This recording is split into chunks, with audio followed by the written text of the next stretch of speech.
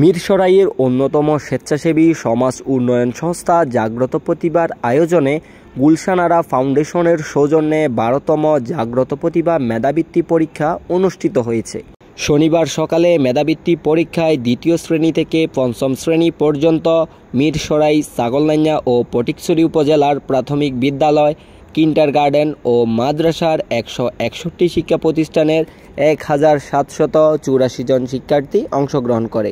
সকাল 10:30 থেকে অনুষ্ঠিত পরীক্ষায় 4টি পরীক্ষা কেন্দ্র করেরহাট কামিনী মজুমদার উচ্চ বিদ্যালয়, জোরারগঞ্জ আদর্শ উচ্চ বিদ্যালয়, মিঠাছড়া উচ্চ বিদ্যালয় ও সরকারহাট নজর আলী রূপজান উচ্চ বিদ্যালয়ের ৩২টি হলরুমে ৭০ জন পর্যবেক্ষক দায়িত্ব পালন করেন। পরীক্ষা কেন্দ্র পরিদর্শন করেন মিরসরাই উপজেলা সহকারী সমাজসেবা কর্মকর্তা শাহাবুদ্দিন, স্বেচ্ছাসেবী সংগঠন উদয়ন ক্লাবের সাধারণ সম্পাদক মাকসুদ আলম শাহিন, জোয়ারগঞ্জ থানার উপপরিদর্শক SI সালেহ আহমদ, মিরসরাই প্রেস ক্লাবের যুগ্ম সাধারণ সম্পাদক M আনোয়ার হোসেন, সংবাদকর্মী আক্তার হোসেন প্রমুখ।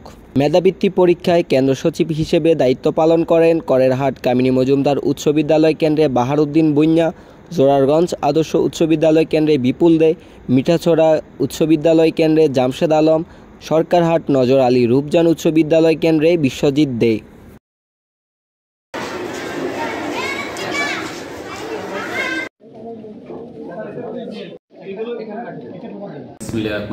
আসসালামু আলাইকুম। 12তম জাতীয় মেধাবৃত্তি পরীক্ষার 4টি কেন্দ্রে যথাক্রমে করহেট ক্যাম্প উচ্চ বিদ্যালয়, জোরারগঞ্জ উচ্চ বিদ্যালয়, মিঠাছড়া উচ্চ বিদ্যালয় এবং সরকারহাট উচ্চ বিদ্যালয় 32টি হলে 70 জন পর্যবেক্ষক দায়িত্ব পালন করে এবং 1800 পরীক্ষার্থী এবার বৃত্তি পরীক্ষায় অংশগ্রহণ করে। এই বৃত্তি পরীক্ষায় যদি আমাদের কোনো ভুল ত্রুটি থাকে আপনারা ক্ষমা দৃষ্টি দেখবেন এবং সামনে আপনারা আমাদের পাশে থাকবেন, যাতে সামনে আমরা সফলভাবে পুনরায় বৃত্তি পরীক্ষা দিতে পারি।